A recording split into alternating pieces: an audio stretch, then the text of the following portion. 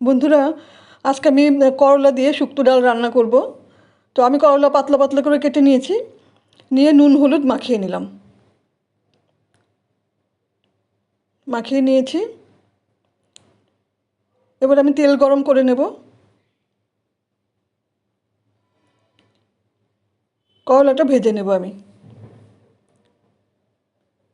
একটু হালকা ব্রাউন করে ভাজবো। আমি কিছুটা রাঁধুনি নিয়েছি, আমি বেটে নেব। বেটে তুলে রাখবো, পরে ইউজ করব। করলা ভাজা হয়ে গেছে, আমি তুলে নিলাম। এবার ফোড়নে দিয়ে দিব তেজপাতা, শুকনো লঙ্কা, অল্প একটু রাঁধুনি গোটা আর সর্ষে।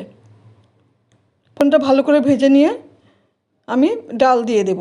আমি মুসুর ডাল নিয়েছি, আমি আগেই সিদ্ধ করে রেখেছিলাম মুসুর ডাল। এবার আমি ভাজা করলা দিয়ে দিলাম।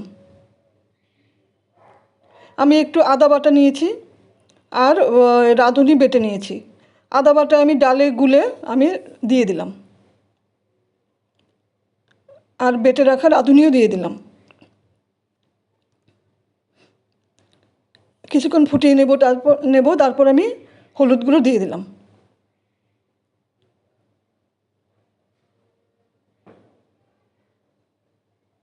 কয়েকটা চেরা কাঁচা লঙ্কা দিলাম, আর দেবো স্বাদ মতন চিনি।